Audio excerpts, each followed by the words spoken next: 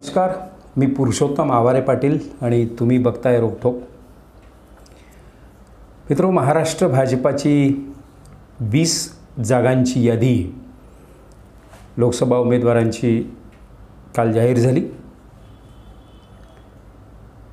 सुरुवातीपासूनच भारतीय जनता पक्षाचं संघटनात्मक काम, त्यांची तयारी, लोकसभा मतदारसंघाचे सर्वे, 50 प्रमुखांची शिबिरं, त्यांच्या बैठकी, घर घर चलो अभियान, हे सगळं आटोपल्यानंतर आता अंतिम रट्टा त्यांनी यादीचा मारलेला आहे. महाराष्ट्रात जवळपास 30 ते 35 जागा भारतीय जनता पक्ष लढवेल अशी अपेक्षा आहे. कारण छोट्या छोट्या पक्षांना अगदी अडचणीत आणून ऐनवेळी या पद्धतीचा डाव टाकायचा हा प्रयत्न भारतीय जनता पक्ष देशभरातल्या अनेक राज्यात त्यांनी केला, तो महाराष्ट्रातसुद्धा केला. त्यामुळे एक 10-12 जागा शिंदेंना आणि शेवटी 5-6 जागा अजित पवारांना देऊन त्यांची बोळवण केली जाईल आणि 30 ते 35 जागा भारतीय जनता पक्ष लढवेल. एका बाजूला भारतीय जनता पक्षाने आपले 20 उमेदवार जाहीर करून टाकलेले असताना महाविकास आघाडी म्हणजे इंडिया फ्रंट यांचं अजून जागा वाटपाचं चर्चेचं गुऱ्हाळ काही संपायला तयार नाही. महाराष्ट्रामध्ये कधी नव्हे ते सत्ताधाऱ्यांच्या विरोधामध्ये प्रचंड नाराजी, सामान्य लोकांमध्ये चीड निर्माण झालेली आहे. देशभरामध्ये ज्या पद्धतीने उत्तर भारतामध्ये मोदींची चलती आहे, कदाचित उत्तर भारतामध्ये त्यांचा शिक्का चालेल तिसऱ्यांदाही. दक्षिणेमध्ये भारतीय जनता पक्षाची डाळ काही शिजायला तयार नाही. राष्ट्रीय लेवलवर जे संघटन आहे इंडिया फ्रंट ते सध्या खिळखिळं झालेलं आहे. म्हणजे ममता दीदींनी स्वतंत्र लढण्याची घोषणा केली, पंजाबमध्ये आम आदमी पार्टीनं स्वतंत्र लढण्याची घोषणा केली, दिल्लीमध्ये केवळ हे झालेलं. त्याच्यामुळे दक्षिणेमध्ये जागा नाही, पण महाराष्ट्रामध्ये मोठ्या प्रमाणावर भारतीय जनता पक्षाने गेल्या 2-2.5 वर्षात जी काही लोकशाहीची विटंबना केली, पक्ष फोडतोड करण्याचा कार्यक्रम केला, त्याच्यामुळे महाराष्ट्रातला विचार करणारा सर्वसामान्य माणूस हा प्रचंड चिडलेला आहे. त्याच्यामुळे महाराष्ट्रामध्ये मोठ्या प्रमाणावर त्याचे दुष्परिणाम पक्षाला भोगावे लागतील या पद्धतीची तयारी आहे. सामान्य माणसाला चीड निर्माण झालेली आहे. त्यांनी ज्या पद्धतीने शरद पवारांचा पक्ष फोडला, उद्धव ठाकरेंचा पक्ष फोडला, ईडीचा आणि केंद्रीय तपास यंत्रणांचा वापर प्रामुख्यानं विरोधी पक्षातली माणसं वेचून तुरुंगात टाकणे किंवा त्यांचा प्रचंड हॅरॅसमेंट त्यांची करणे, हे संबंध कार्यक्रम जो आहे, प्रकार जे आहेत, हे लोक बघतायत. त्याच्यामुळे महाराष्ट्रात विचार करणाऱ्या माणसांमध्ये चीड आहे. ही एवढी सगळी चीड, नाराजी, त्यांच्याविषयीचं सगळं कॅश करण्यासाठी विरोधी पक्षांची महाविकास आघाडी काय करते आहे? मग प्रत्यक्षात ते काही करताना दिसत नाही. गेली 6 महिने महाराष्ट्रातल्या लोकसभेच्या 48 जागांचं वाटपसुद्धा या 3 पक्षामध्ये अद्याप व्हायला तयार नाही. एक 7-8 बैठका झाल्या तरीही नाही. चौथे जे आहेत बाळासाहेब आंबेडकर, वंचित बहुजन आघाडी, त्यांना 2-3 मिटिंगांना बोलावणं आणि मग कुठलाही सन्मान न देणं, ह्या गोष्टी तेही सुरूच आहेत. त्याच्यामुळे महाविकास आघाडी हे चर्चेचं गुऱ्हाळ का चालवते? बैठका घेऊन बैठकीमध्ये हे काय नेमकं काय गोट्या खेळत बसतात की काय करतात हे समजायला मार्ग नाही. सामान्य माणसांनी, महाराष्ट्रातल्या संविधानप्रेमी माणसानं मात्र या सगळ्या महाविकास आघाडीच्या लोकांची वाट न बघता महाराष्ट्रामध्ये सत्ताधाऱ्यांच्या विरोधामध्ये जनमत तयार करणे, प्रबोधन तयार करणे, याची आघाडी स्वतःच्या हाती घेतलेली आहे. निर्भय बनोच्या माध्यमातून निखिल वागळे असतील, विश्वंभर चौधरी असेल, असीम सरोदे असतील, प्राध्यापक श्याम मानव असतील, निरंजन टकले असतील, राजू परुळेकर असतील, असे जवळपास सामाजिक 2 डझन सामाजिक कार्यकर्त्यांची, वक्त्यांची उत्तम फौज महाराष्ट्रामध्ये प्रत्येक जिल्ह्यामध्ये, अगदी गंगापूर ते गडचिरोली, चांदा ते बांदा या पद्धतीनं गेल्या 2 महिन्यात त्यांनी महाराष्ट्रातलं सगळं जनजीवन एक हलून सोडलेलं आहे. इतका परिणाम त्यांनी ते ढवळून काढलेला आहे. सरकारच्या विरोधात वातावरण निर्माण केलं. केंद्र सरकारच्या 10 वर्षातल्या सगळ्या भानगडी काय आहेत, ते कसे खोटे बोलतात, कसं संविधानाला धोका निर्माण करतात, देशातलं सायंटिफिक टेम्पर कसं त्यांनी संपवलं, सामान्य माणसावर महागाईचा, बेरोजगारीचा कसा वरवंटा ते फिरवायला लागले आहेत, हे सगळं सामान्य जनतेपर्यंत पोहोचवण्याचं काम राजकीय पक्षांची मदत न घेता सामाजिक कार्यकर्त्यांनी जणू ही मोमेंट हाती घेतलेली आहे.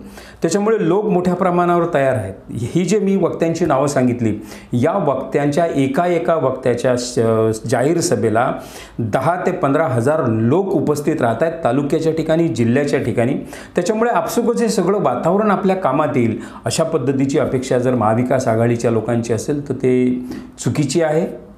लोक शेवटी एखादी निवडणूक हाती घेतात तेव्हा ते शिक्के त्यांचे त्या मशीनवरचं बटन ते पंजावरच दाबलं जाईल, शरद पवारांच्या चिन्हावर दाबलं जाईल किंवा उद्धव ठाकरेंच्या चिन्हावर दाबलं जाईल, याची काहीही शाश्वती नसते. त्या मतदारसंघात त्यांना उत्तम पर्याय लोकांना जो वाटला, एखादा छोटा पक्ष, कुणी अपक्ष, त्यांना ते शेवटी मतदान जाईल.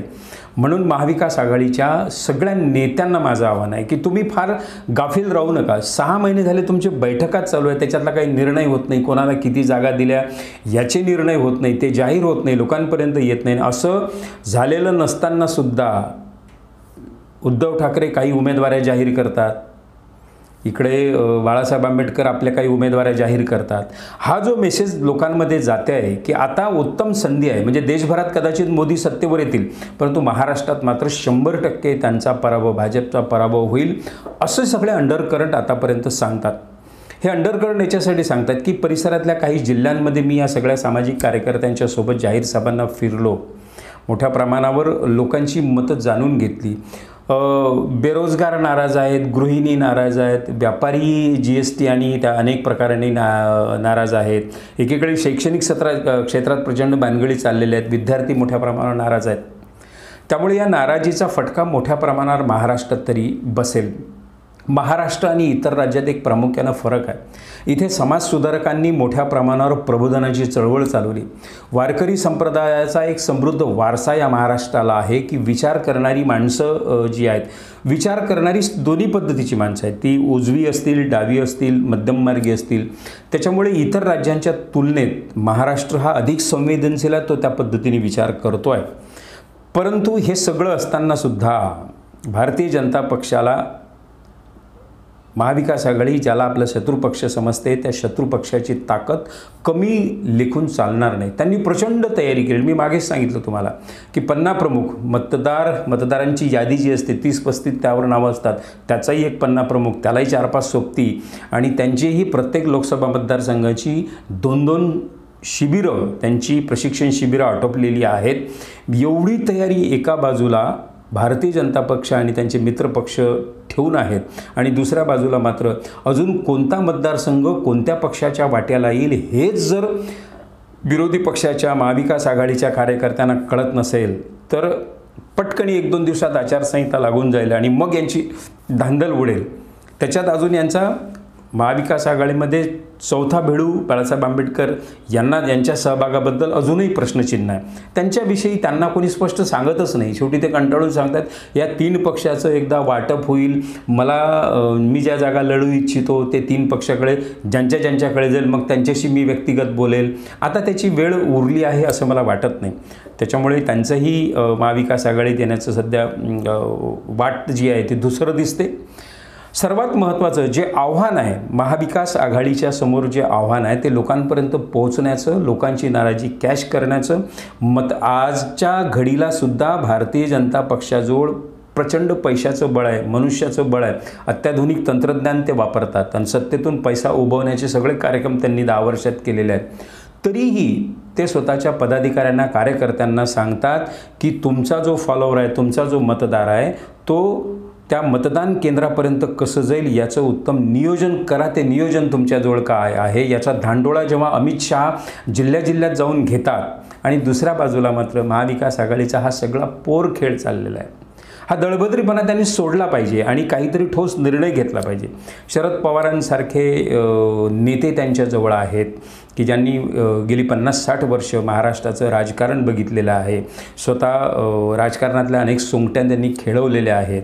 महाराष्ट्रातल्या जिल्ह्यातलं राजकारण, तिथे कोण कसा निवडून येईल त्याची क्षमता, त्याचं जातीचं समीकरण, त्याच्या पैशाचं समीकरण, हे सगळं ज्यांना माहिती आहे, ज्यांना मुखपाठ आहे, असे शरद पवार त्यांच्याजवळ. तरीही जागा वाटपाचा हा संभ्रम अजून दूर होत नाही. तो संभ्रम दूर झाला पाहिजे. शेवटी लोक तयार आहेत. कधी नव्हे ते महाराष्ट्रामध्ये पहिल्यांदा मोठ्या प्रमाणावर वातावरण, या सगळ्या विरोधी पक्षांसाठी अनुकूल असं वातावरण निर्माण झालेलं आहे. या वातावरणाचा फायदा घेतला पाहिजे आणि तो जर घेतला नाही तर यांच्यापेक्षा कपाळकरंटे दुसरे असणार नाहीत, हे लक्षात ठेवा. मित्रो, आजच्यापुरतं एवढंच. हा व्हिडिओ आवडला असेल तर निश्चित रोखोक हे चॅनल सबस्क्राईब करा आणि हा व्हिडिओ लाईक आणि शेअरसुद्धा करा. नमस्कार.